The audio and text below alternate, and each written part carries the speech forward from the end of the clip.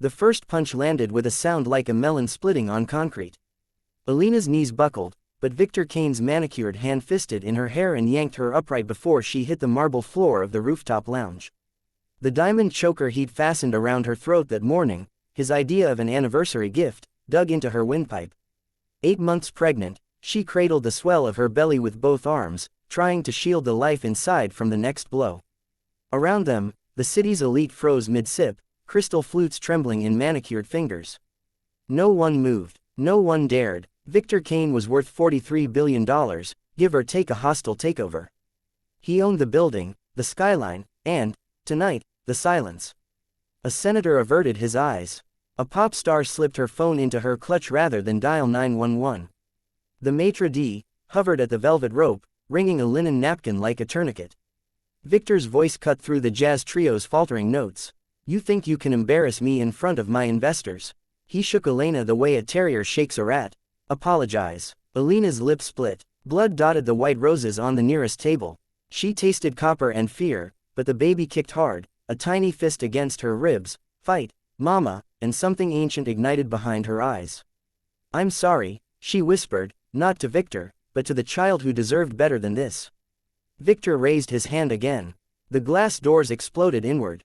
Not metaphorically. The etched panels shattered as 4 leather-clad bikers shouldered through, chrome buckles flashing under the chandeliers. They moved like a single organism, boots thudding in perfect rhythm, chains rattling like war drums. The tallest one, a woman with a braid thick as a hawser and a patch that read, Sergeant at Arms, Iron Saints MC, locked eyes with Victor.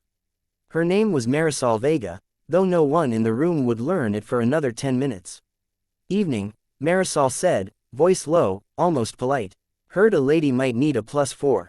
Victor's security team, 2 ex-Navy SEALs in Tom Ford suits, materialized from the shadows. The bikers didn't flinch. The second man, a wiry guy with a salt and pepper beard and a prosthetic hand that gleamed like polished steel, flicked open a butterfly knife and began cleaning his nails. The third, barely 20, rolled a toothpick between his teeth and grinned like this was Christmas morning. The fourth, broad as a refrigerator and tattooed with the Virgin of Guadalupe across his throat, simply cracked his knuckles. Victor laughed, the sound of a man who'd never been told no. You're interrupting a private matter. Leave, or my lawyers will own your little motorcycle club by sunrise. Marisol stepped forward. The scent of engine oil and desert night rolled off her leathers. Private, she tilted her head toward Elena, who was sagging in Victor's grip, one hand still protecting her belly. Looks pretty public from here. A ripple of whispers. Phones reappeared, held low, recording. Victor noticed. His face purpled. Do you know who I am? Yeah, the kid with the toothpick said. You're the asshole who puts his hands on pregnant women. He spat the toothpick onto the marble. It pinged like a spent casing. Victor shoved Elena behind him. She stumbled, caught herself on a chair, and advanced on Marisol. Touch me, and all. He never finished. Marisol's boot hooked his ankle. The prosthetic-handed man, everyone would later call him Doc, caught Victor's arm and twisted it up behind his back with surgical precision. The crack of joint on joint was sharper than the jazz cymbals. Victor howled. The SEALs lunged. The virgin-throated giant met them halfway, lifting one off the ground by his lapels and head-butting him into unconsciousness. The second SEAL hesitated, long enough for the kid to slip behind him and press the butterfly knife to the soft spot under his ear. Easy, the kid murmured. We're not the bad guys tonight. Elena's legs gave out. She sank to the floor, gown pooling like spilled champagne. Marisol knelt, shielding her from the chaos with her body. Hey, Mama, look at me. Gentle fingers brushed Elena's hair from her eyes.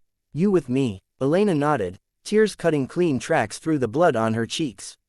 My baby. As a fighter, Marisol finished. Just like you. She glanced up. Doc, Kit. Doc released Victor, now on his knees, security zip ties courtesy of the kid, and produced a rolled leather pouch from his vest.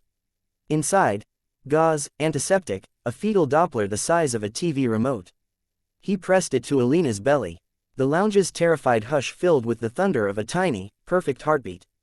Thump thump thump thump. Elena sobbed, one broken sound that held every year of swallowed screams. Victor struggled against the zip ties. You're all going to jail. I'll bury you. Marisol stood. The room seemed to shrink around her. See, That's the thing about burying people, she said conversationally. You gotta dig the hole first. And right now, she gestured to the phones, now openly filming. The whole world's watching you swing the shovel. A new voice cut through the tension, small, trembling, but clear. Let her go. Everyone turned. A girl, maybe 12, stood at the edge of the lounge in a caterer's apron 3 sizes too big. Freckles, braids, eyes wide as satellite dishes. She held a silver tray of untouched creme brulee. My mom says real men don't hit girls. Or babies. She looked at Victor like he was something stuck to her shoe. You're not a real man. The room exhaled. Someone started clapping. Slow, deliberate. Then another. Within seconds, the sound swelled, a wave crashing against Victor's ego. The senator set down his glass. The pop star raised her phone higher. The maitre d' finally found his spine and dialed 911. Victor's empire cracked along a single fault line, public opinion. Sirens wailed up the avenue. Red and blue lights painted the shattered doors. Marisol helped Elena to her feet. Time to go, mama. They moved as a unit, bikers flanking Elena like a presidential detail. Doc supported her weight, the kid carried her shoes. The virgin giant scooped up the Doppler and slipped it into Elena's trembling fingers. Keep this. Proof of life. In the elevator, Elena found her voice. Why, she whispered. You don't know me. Marisol's reflection in the brass wall looked suddenly tired. My sister didn't make it out, she said. Carla, 8 months pregnant when her husband put her in the ground. I was deployed, came home to a closed casket and a club that taught me family isn't always blood. She met Elena's eyes. Tonight, your family. The lobby was chaos, cops, paramedics, flashing cameras. Elena was loaded into an ambulance. Victor was cuffed, still screaming about lawsuits. The bikers melted into the night before the uniforms could ask questions. But the story didn't end there. 3 weeks later, Elena sat in a hospital bed in Flagstaff, Arizona, cradling a newborn with Victor's dark hair and her own fierce eyes. The baby's name was Carla Marisol Kane, no hyphen, no claim to the Kane fortune. Just a fresh start. A knock. Marisol poked her head in, helmet under one arm, a stuffed teddy bear wearing tiny leather vest in the other. Heard someone needed a godmother. Elena laughed through tears. You came all the way from. Doesn't matter. Marisol placed the bear in the crib. Iron Saints have chapters everywhere. And family rides together. Over the next year, the lounge incident became legend. Victor's board ousted him in a midnight coup. His fortune hemorrhaged in lawsuits and settlements. Elena's testimony, delivered calm, unflinching, with baby Carla asleep in a carrier at her feet, aired on every network. The bikers never testified, they didn't need to. The video did the talking. But the real ripple started small. A truck stop in Ohio put up a sign, "No one dares here either, ask about our safe haven booth." A diner in Mississippi hired off-duty Iron Saints as bouncers on Friday nights. Shelters from Seattle to Savannah reported donations in crisp $100 bills, no note, just a postcard of a desert highway and the words, "Ride safe." Elena moved into a modest adobe house outside Tucson, funded by an anonymous trust. She started a foundation, Carla's Riders, matching abused mothers with motorcycle clubs trained in de-escalation and transport. The first class graduated 20 women, some ex-victims, some current old ladies, who learned to ride, to fight, to rebuild. On the first anniversary of the rooftop, Elena stood on the same lounge, now rebranded, the Sanctuary, and cut a ribbon with a pair of trauma shears. The chandeliers were gone, replaced by Edison bulbs and photos of women who'd made it out. Marisol was there, braid streaked with new silver. Doc had upgraded his prosthetic to one that could hold a baby bottle.